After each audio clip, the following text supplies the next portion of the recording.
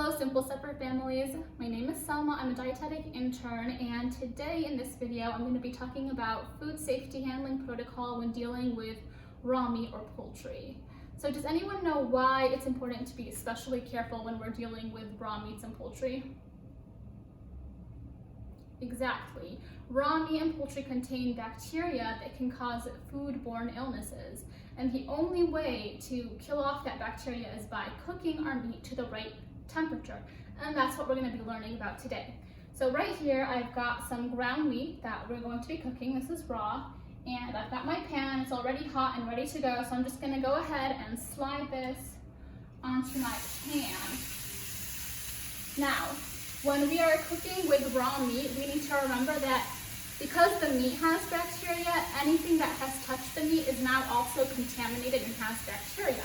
So for example, this plate, would it be a good idea to keep this plate here and once I'm done cooking my meat, put it back on this plate? Exactly, absolutely not. This plate has been contaminated, and to put my cooked meat back on here would just contaminate it with the same bacteria that I was just killing. So we're gonna make sure that we wash this with hot soapy water for 20 seconds. Now the same thing goes for any utensils you use, or even your hands or working surface. Anything that touches the raw meat needs to be washed with hot soapy water for 20 seconds. So if we've touched the raw meat in any way, we need to make sure that we wash our hands the proper way, which is to do with hot water and soap for 20 seconds.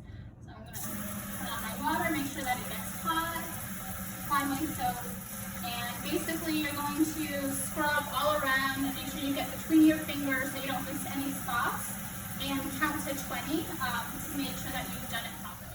So as you guys can see, we're now cooking our ground meat. And you'll notice that it's changing from this red color over here, which is the color that it is when it's raw, into this brown, darker brown color. And that's what we want to see. We want to make sure that it's cooked completely through and make sure that we kill off all of that bacteria. All right, now that we have finished cooking our meat, as you can see, it's all one uniform color. We've cooked it to the right temperature, so we know that it's safe to eat now. And now would be the time that you could drain any extra fat that you have in your pan. Now, depending on the kind of meat, you might see more or less fat. I usually get lean cuts of meat, so mine doesn't really have any fat in the pan. But typically what you would do is you would just drain it, kind of let it spill over into any kind of bowl or cup, and then discard it and throw it out. And that's just because any extra fat in our food is not going to be good for our hearts. So to keep our heart happy and healthy, we want to get rid of that extra fat. Now this is for ground meat. But like I said earlier in this video, when we're cooking different kinds of meat, each meat needs to be cooked to a different temperature to make sure that we've made it safe and killed off that bacteria. And so when we're cooking something like poultry, like chicken or turkey, we want to make sure that we cook it to an internal temperature of 165 degrees Fahrenheit. And so how do we check for an internal temperature? We use a thermometer. So there's a special thermometer that's just for meat, and it can look a little bit different, but it's usually something like this.